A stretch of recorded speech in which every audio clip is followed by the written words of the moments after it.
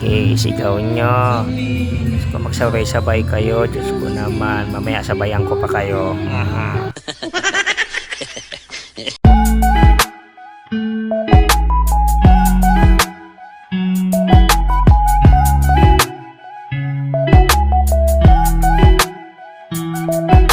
Kalakat Kit Coach. Hello mga Marites. Ito na naman po ang panibagong destinasyon ng aming pamilya. Siyempre, isa na naman pong lugar dito sa Cavite ang aming pinuntahan. Ano lang to, malapit lang to sa amin. Sa Ternate lang to. Ito po yung Ternate Beach.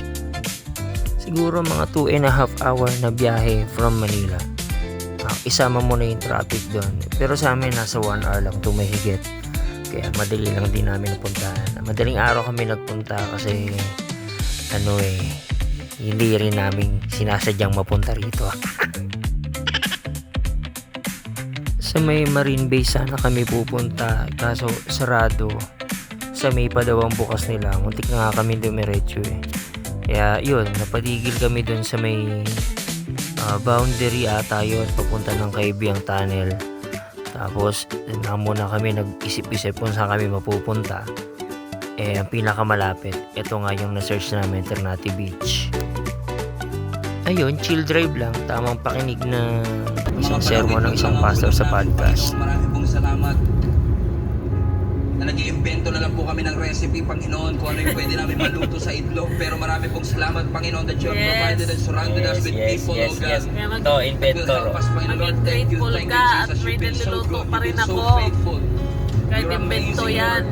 Yung mga panahon, Lord, Dapat siya. na nag-worry ako sa trabaho ko, Panginoon. Marami pong salamat, oh God. Sarap pa rin For you have naman. been so good.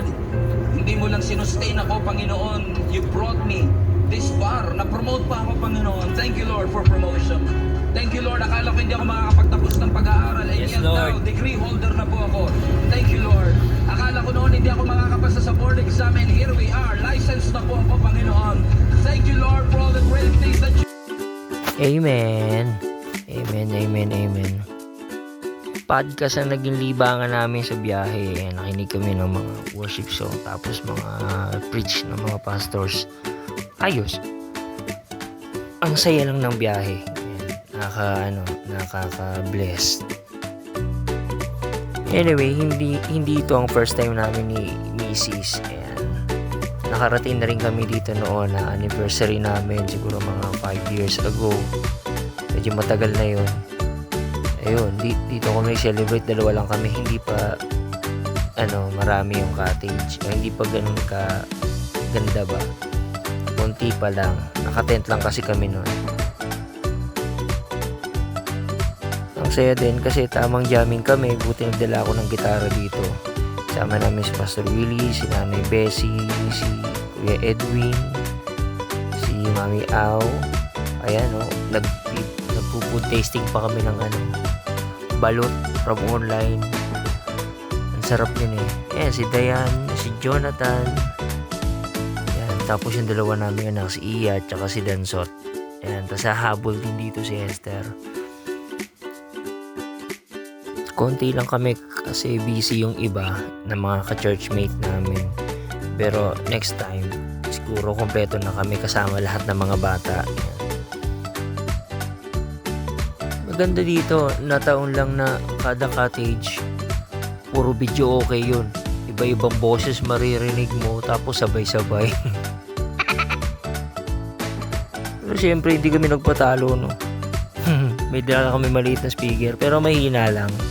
Kaso hindi na ako nakapag-video kasi mas na-enjoy kong lumangoy. Ayan. Kaya konti lang nakuhaan ako ng video. Yan, visit nyo na lang yung Ternate Beach, like and follow nyo. Tapos, doon na lang kayo mag-inquire ng kung anong meron sa lugar na to. Pero maganda rito. Hindi naman nataon na may ngayon, na may jellyfish daw. Pero wala naman. Mga naglalako din ng pagkain, I like ice cream, meron pang talaba, may mga nag-aalok ng isda. Kaya kung yelo ang problema nyo, meron, madali lang. Alak, meron. Masaya lalo nung nagkantahan kami ng ng mga worship songs, tapos nag-jam kami ng mga ano-anong kanta. Na-enjoy din. Eto nga, naglalakad-lakad ako. Ano to dito, yung parang sa may cashier nila. Tapos lapit lang din ng CR. Maraming room yung shower. Yan. Hindi kayo magsisiksikan. Itong time na to is hapon na to Kaya medyo nagpapakap-akap na dyan. Bumibelo na para makauwi. Nasulit naman yung buong araw. Ayan. Siyempre hindi na kasi tulad nung medyo bata-bata pa maligo na maligo. Ayan.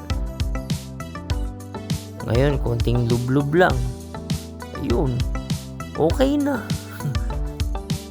Tapos may volleyball din pala rito. Nakapag-volleyball kami. Parang bubayad ka ng 50 pesos per hour. Ganun lang. Masaya naman. Bibigyan kanila ng bola. That's it. At syempre sana nagkaroon kayo ng konting idea dito sa Ternate Beach. Ayan, located at Ternate. Syempre, Ternate Beach nga. Ternate. Dito lang po yan sa Cavite. Ayan. Kinulang lang talaga ako sa videos. Kaya itong mga camera shots namin, check nyo na lang.